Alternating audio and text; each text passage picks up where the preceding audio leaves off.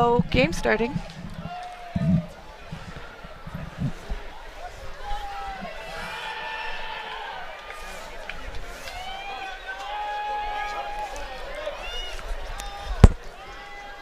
All right, and we're off here.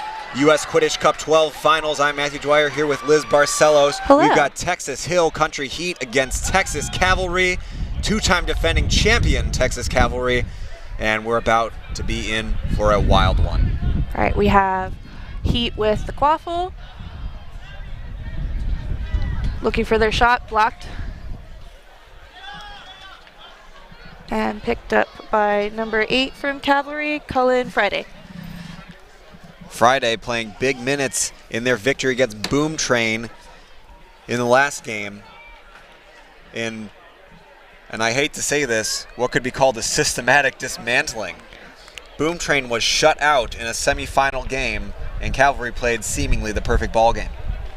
Right now the quaffle is with Marty Bermudez, just one of the 8 Team USA players on this pitch today.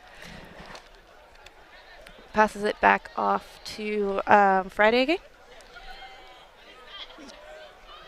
Trying to get past the Heat defenders. There's a beat. And that's 10 for Cavalry. Great shot there by Marty Bermudez. Great follow-up. He almost got absolutely leveled by Heat coming in hot. Unintentional. But he was able to follow through there. Yeah. As Liz mentioned, 8 Team USA players on this pitch right now.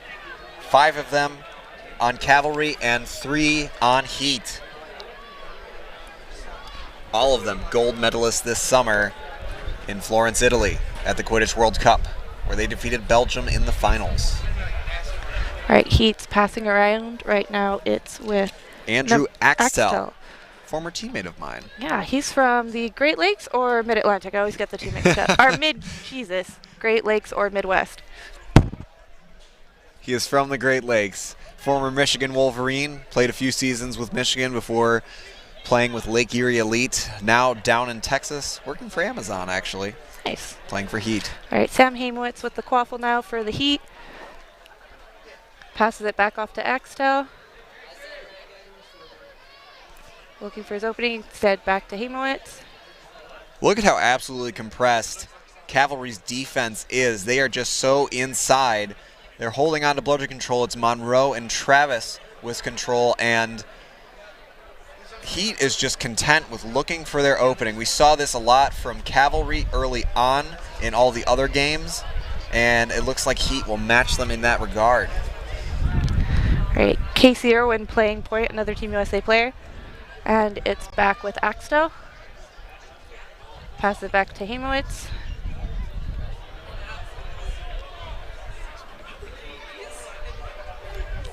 Hamowitz looking, but Irwin is right there with him.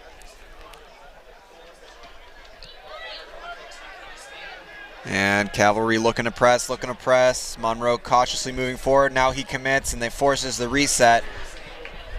And Bermudez was there for the interception, but Axtell got back in time. All right, he's starting to put on the gas. Gets past Irwin. Still plenty of Cav in front. Hamowitz with it again. And All a right. nice mid-range shot from Sam Ham himself. All right, we are tied at 10 each.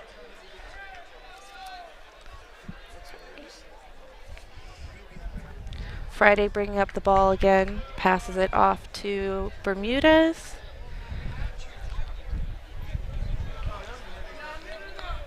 Bermudez coming up the side, looking for some help. Axtell coming up to meet him. 2 of the fastest players I know, Marty Bermudez and Andrew Axtell. Quick feet. Casey Irwin now with the quaffle. Passes it back to Friday. For 2 teams that have played each other as much as they have, it feels like they're feeling each other out. This is absolutely a chess match right now. Each is playing 3 moves ahead, just trying to figure out when they can strike, where they can strike.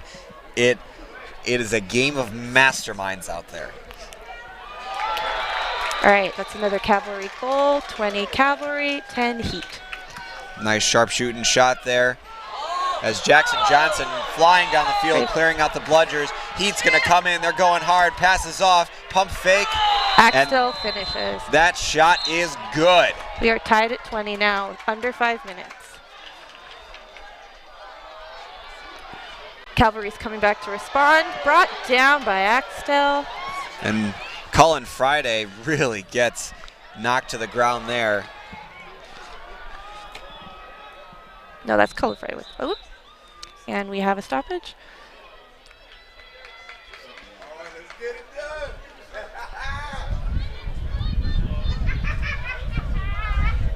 Referee's conferring here.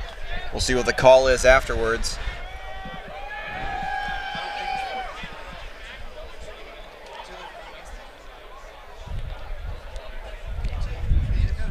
Pretty tight game here at 20 apiece, 5 minutes into the match.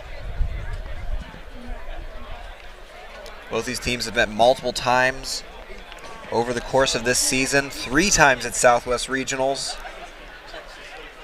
where Heat took 2 games from Cavalry. Cavalry's only victory in range, 120-90. The other 2 scores, 120-40 and 140-30 in favor of Heat.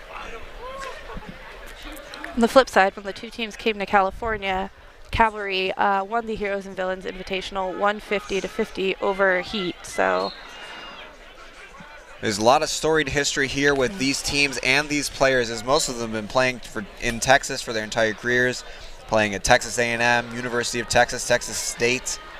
All of them great athletes in their own regard, and together they make some of the most formidable teams, as you can see here in this final.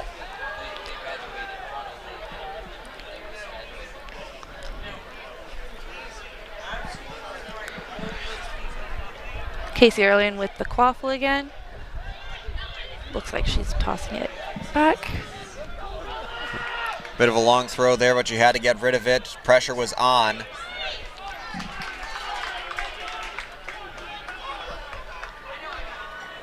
Friday looking to sub.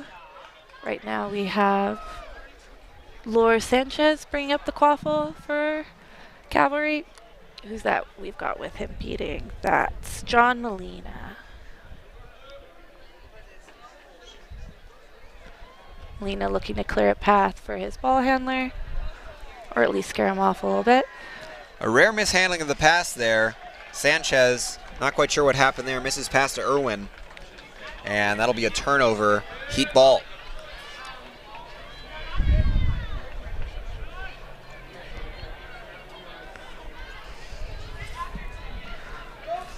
Robbie Sluss bringing it up for the Heat.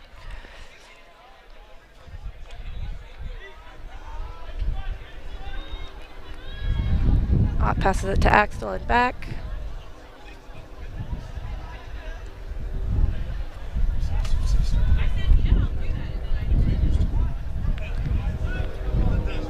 And now Sam Hamowitz with it. Passes it back. Sorry, that was a bludger. Hamowitz is still looking for his opportunity. Instead, it goes back to Sluss. Axtell now.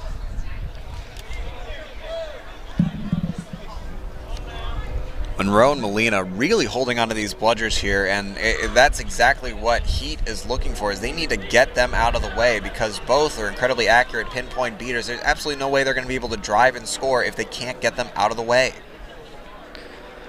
Meanwhile, Mansfield beating for the Heat, trying to make something happen, and it works. Woo, that was a sharp inside pass, finished there by Brooke Willett. All right, and we have a stoppage. If the goal remains good, it is 30 Heat, 20 Cavalry. The patience paid off. You don't need control to score, but it certainly helps.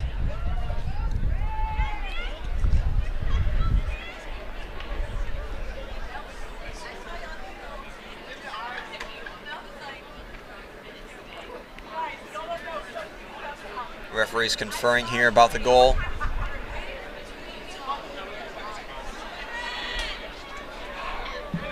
That was a great cut in there by Willett to get that. And if this stands, it'll put Heat up 30-20 over Cavalry, as we are just about 7 3/4 minutes of play.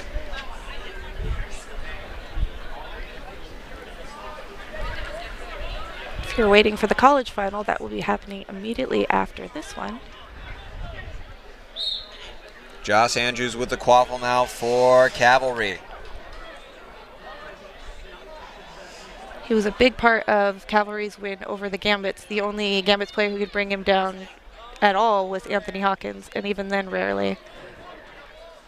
Let's see if he brings that to this game as well, as he's also feeling out heat.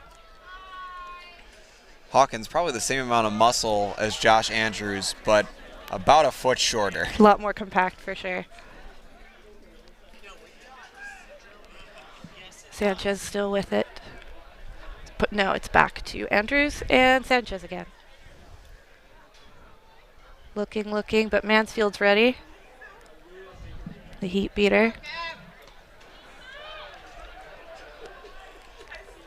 Sanchez trying to juke around. Hamewhite's doesn't work, passes it back. Andrews uses his height, pops up. Looks like it's going to be heat ball. That was great contest there by Andrew Axtell, getting inside, bodying Andrews in order to make that a 50-50 ball. Heat able to come away with it, and they'll turn it the other way.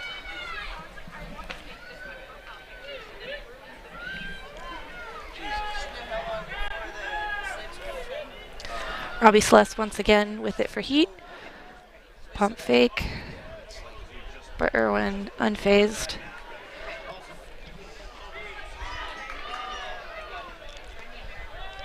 Looks like there's going to be a little bit of pressure here as Molina's going to run directly at Heat.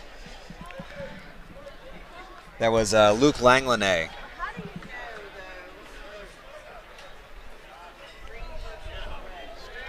And things settle back down.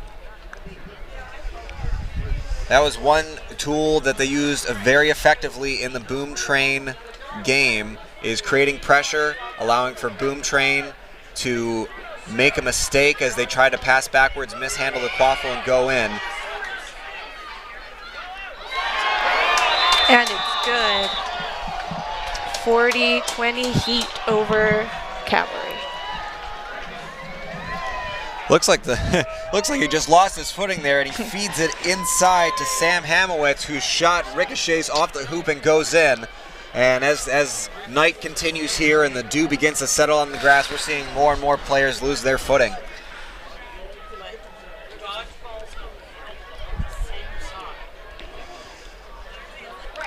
Andrews bringing it up now, looking for an opening.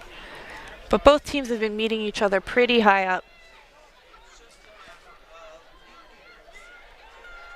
Quick passing there, the inside's cleared out. Josh Andrews looking for the score. Some big contact there. That's the Southwest Quidditch I know. Aaron Gadassi tried his best there, but big physical tackle. Celeste bringing it up again for the Heat.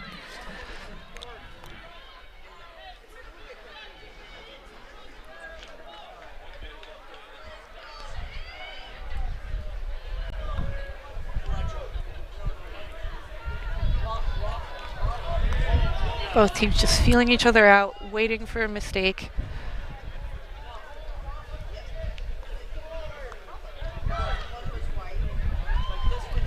Hallie Pace trying her darndest to get the ball away from Cole Travis.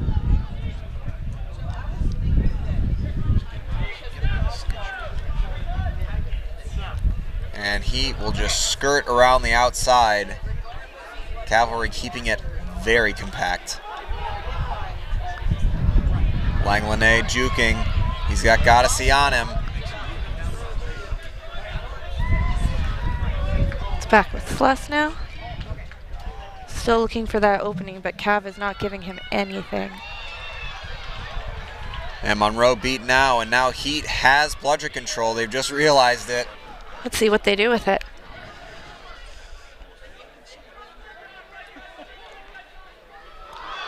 Woo! For And a starters, nice they can score. feed inside. It's 50 Heat, 20 Cavalry. That was a score by TJ Martinez on a quick pass on the slant. Andrews bringing it up again for the Cavalry. And now something we haven't had to see in Cavalry do yet, regain bludger control. We're coming back from being down, I think. And just like that, they do have it. It's Monroe and Travis.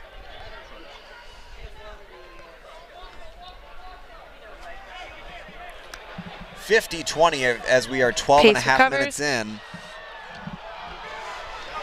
Oh, we are slipping indeed. Big physical contact here. Let's see how the refs feel about it. Langlanet's fired up. He's ready to go. And that's a yellow card on Andrews. That's a little bit dangerous because Andrews plays double duty as seeker for Cavalry. He's a big, physically imposing guy. Cavalry also taking the opportunity to call a timeout right now. And as they take a timeout, we'll take one as well. We'll be back in just a moment.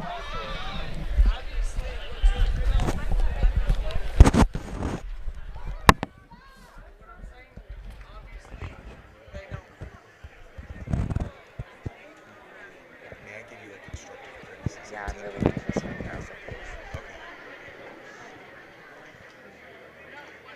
Okay. You're right.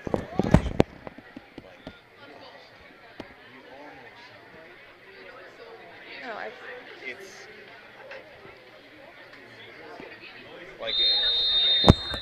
like really. I'm trying to.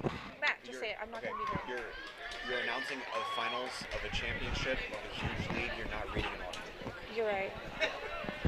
Just get really fired up about it. You can talk fast. You can talk loud. You can add a little flair in there. I'm trying not to stop you. No, you're doing fine. As long as I'm nervous, I always worry that clearly I'm going too serious. So, all right, and we're back. All right, heat pressing now. Ooh, Monroe, a nice little drop off to Travis. And, ooh, it looks like we have a Cav player down on that play. Let's see if the goal will stand on that first, but that does not look good. We're going to move the camera aside. I am not sure if there was a slippage there, so we'll get that taken care of. Both these teams went lossless in their pool play games. They came into the bracket with a first round bye, playing their first game in the quarterfinals. Texas Hill Country Heat defeating Rochester Hailstorm, and then the Warriors a close match, 130-70 with Hill Country Heat catching. They were just at the edge of range. Meanwhile, on the other side of the bracket, Cavalry having to dispatch the Los Angeles Gambits and then Boom Train. And the Los Angeles Gambits score 170-70. A very difficult loss for them, and Boom Train, as I mentioned earlier, shutout. For those of you who've been following Quidditch for a while, from what I've been hearing today, that Gambit's Cavalry game is the last time we will see Tony Rodriguez on the pitch. I am not someone who keeps up with his news, but I've heard that he's said this before. Speaking as someone who has retired and come back, I think you know when you're done versus quitting, maybe to make some waves. And I truly feel that Tony, and also Steve and Alyssa, because I've heard the same about them, you know when you've reached the end. You know when you've accomplished what you can accomplish. And eventually it's time to move on. And West Quidditch will be very different without them. And I'm interested to see what the region will produce without them. But I'm going to be a little sad. I'm going to mourn the end of an era with those three going. I'll give you a counterpoint.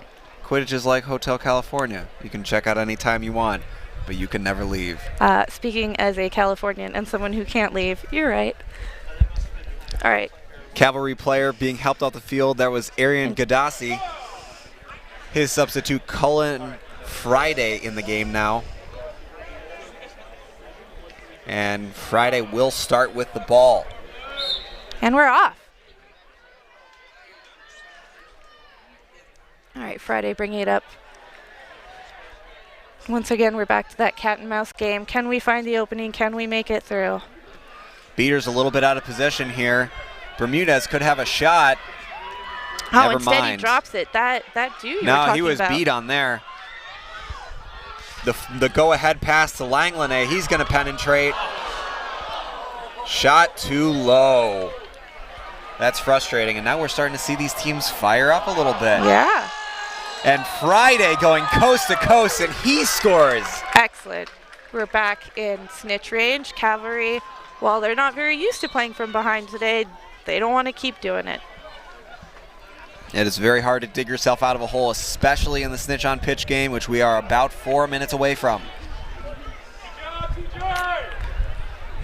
That, I think, is when this game will open up and get a little bit more exciting. Once you introduce that next variable, there's only so long you can keep up the slow, methodical kind of play.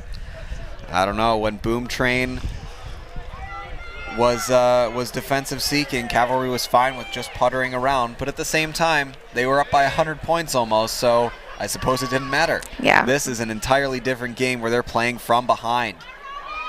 And also in range. It's one thing to take it easy when you're up those kind of points, but when the difference between pulling is overtime and winning, you can't mess around like that necessarily.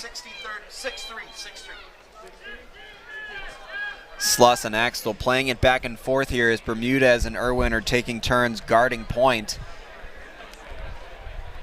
And we're back to that patient game after a brief fire up. Both teams taking a couple fast breaks. I think because these teams know each other so well, they're playing like this. I've watched a couple Cavalry games today. Haven't had a chance to watch Heat yet. And it was far more electric. But now that we're down to the nitty-gritty of them playing each other. Anyway, Axel bringing it up. He's nearly wrapped up by Marty Bermudez, but he spins out of it. Bermudez still pressing. Axel looking for his opening. He's going in. Drives through. Woo! Scores. My gosh. He just took Aaron McBride for a ride there as he went right through her to that hoop. That was a powerful drive. Heat have taken it out of range, 70-30. We're just about a minute away from the snitch going on and 2 from the Seekers. Bermudez bringing it up. Talking to his teammates, trying to make something happen.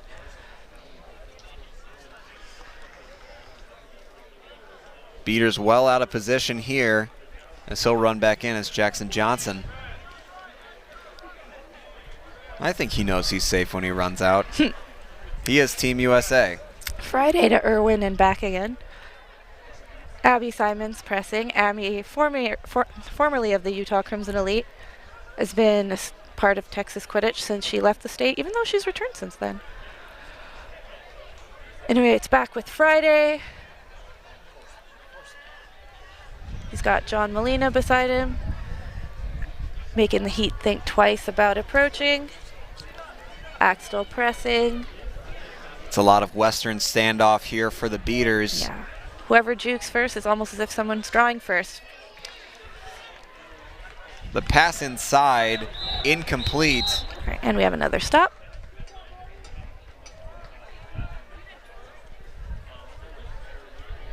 Referees will conference here.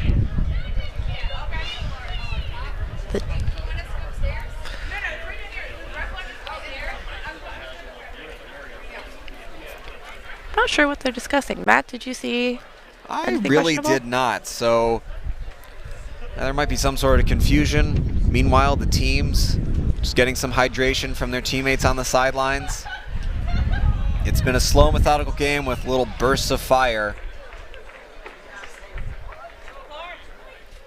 Cavalry playing from behind. Looks like they are starting Molly Lensing at Seeker. Molly Lensing, formerly of Lone Star Quidditch Club, joined the team this year.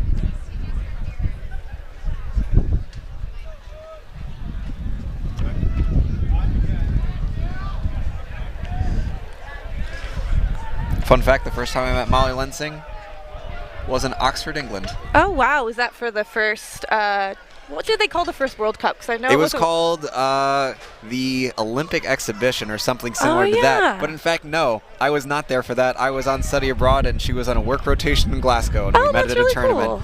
After being at tournaments together for a long time and speaking online, we never actually met in person until we were halfway around the world. Yeah, to go to another continent. All right, Bermuda is now with the ball again, trying to find that opening that I think we're all looking for at this point. Oh, and he goes for the dunk, and the refs say it's good.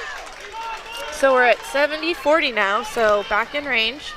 But they need to make the stop here, because I don't think they want to take this to overtime. They want to win this definitively. Absolutely. There's no way they want to risk this in overtime. It's just too great of stakes.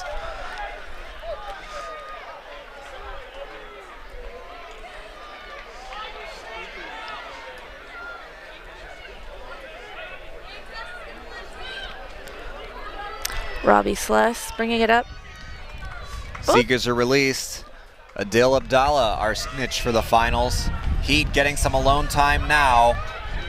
Heat also getting more time by the hoops now that there's more priorities to balance for Cav. Still not close enough to score, though. You see a bit of a breakdown at the defense for Cavalry, even though Marty Bermuda is being big and physical. I believe that was Simons finishing it? Absolutely it was. Excellent. And now they're off to the races on the other side of the field. This is where the fun begins. Heat trying to get it back out of range. I'm sorry, it already was. Now they're up 50. Combination slush to Martinez to Simons. We have another stop. The Utah contingent very proud of their girl, Abby. I'm sure the West players still in attendance if they haven't headed out yet, cheering for her as well.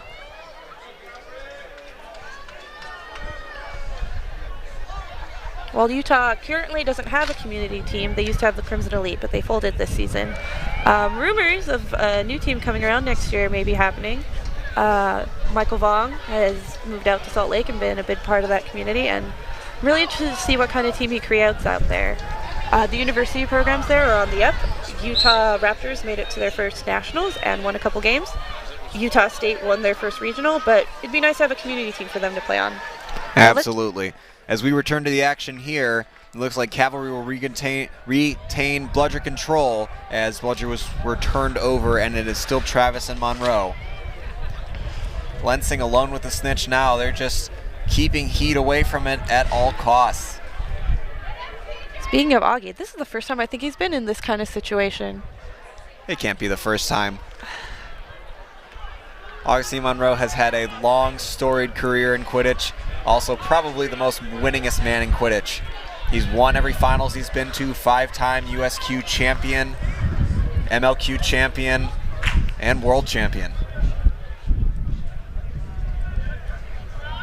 But can he play his way out of an out-of-range score in a final? I don't think I've ever seen that. Though it's easy to make it all about him. He's had a team of great people around him, whether it's at University of Texas or now. Like Marty Bermudez, who is looking for that opening. Looks like he's trying to get around. Molly Lensing certainly has her work cut out for her as Cavalry gets themselves further on the board. That'll make it 90-50. 20.5 minutes elapsed. One more goal from Cavalry and they can start going for that snitch again. Though they may decide to block until they can pull to win, but we'll see if he even gives them that chance. Craig Garrison now in at Seeker for THC as Beaters trading blows. Garrison has a lot of silver medals. We were talking about that today. He wants to get that monkey out of his back and get some gold. Last year he got silver with Texas State. He's been on a couple other teams, including Lone Star. Long known for making the finals and not quite getting gold. No longer here for this one, though. But he really wants that gold. Let's see if he can grab that golden snitch and get it for himself and his team. Sam Hamowitz really just trying to direct traffic here. Cavalry putting up some high pressure, really trying to force a turnover, force people out of bounds. And Sanchez is able to do it. And that'll be a turnover, Cavalry ball here. And now the strategy has shifted.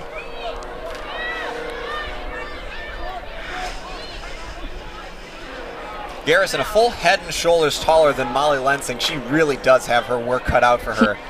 But she's defensing like a champ. Defensing. Really? I heard Defending. Oh my goodness. It's been a long day here at US Quidditch Cup 12. We've seen a lot of good Quidditch, and it continues here.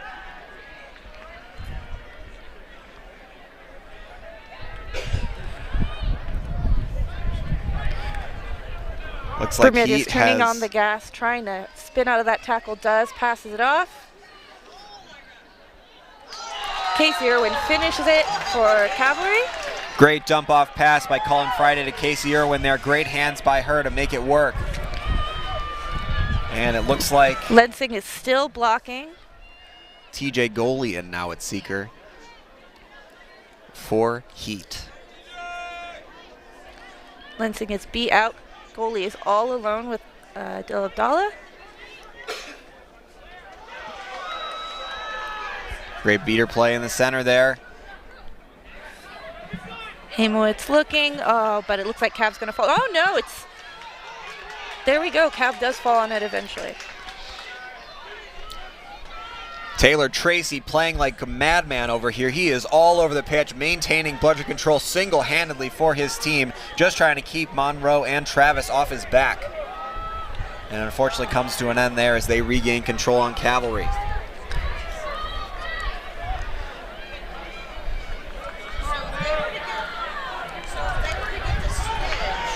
Reed Marchman, formerly at Baylor a long time ago, now in a keeper for Cavalry.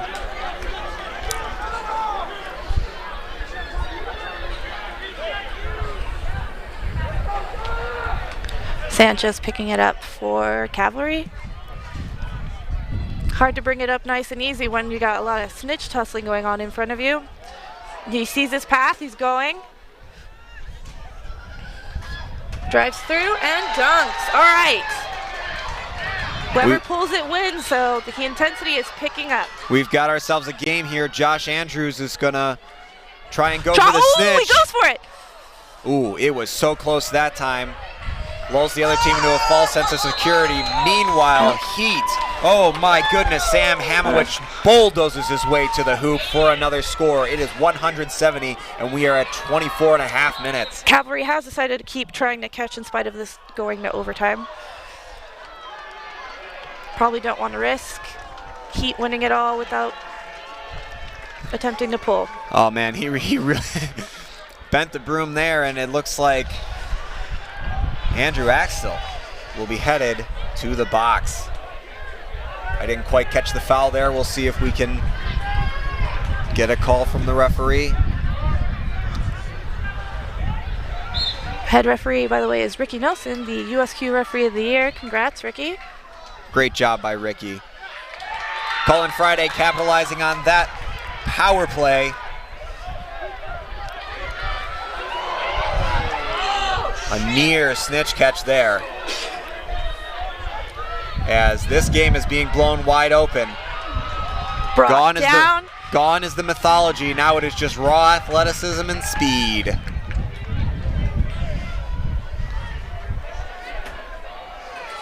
Colin Friday bringing it up again, starts turning on the gas. He's met by Simons, but the goal is good. It is 100 Heat, 80 Cavalry, though we do have a stop, so let's see if that is correct. That was a great play there. I'm not sure if you saw that. Coming from the right side, both Irwin and Bermudez set the pick and just created a physical barrier, allowing Cullen to drive in.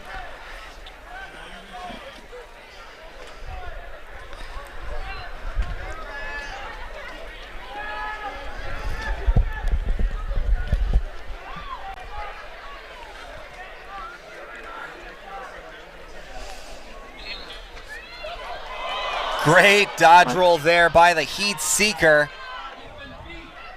I think that's Logan Zahn out there. Incredible move. And a great dodge. Oh, never mind. It was close by Josh Andrews, but they got him. Celeste with the quaffle, passing it off. Langlanay. He's got Jenna Polweg on the Ooh. outside. But Josh Andrews might have come away with it. Was it a clean catch? What do you think? You know what? I think this is Cavs. I think me saying, oh, I don't know if they can come from behind. Surprise. What can't they do? But we'll see. Oh, no. And they've done it! Congratulations to Cavalry for winning what number title is this? Back-to-back ships. And that is the third title for Texas Cavalry, and Augustine Monroe continues his undefeated streak in the finals. An incredibly Herculean effort by Cavalry, digging themselves back out of the hole. I am in shock and awe. Yeah, I'm speechless. And that's kind of hard to pull off for me. Congrats, though, to the Heat for a great game. These two teams were in step. Heat even had the edge, but they let Cavalry back in range, and that's how this game ended. Great job clawing it back together. Absolutely unbelievable effort. These players have got to feel amazing about themselves. Great game by Heat as well. A first-year team making it all the way to the finals with their kind of talent. I think we'll see them around next year. Absolutely. I think we're going to get a very different final with the college final now. Certainly, and speaking of the college final, we're going to take a quick break before we come back. Keep it locked here on US Quidditch Cup 12. Texas Cavalry, our club champion.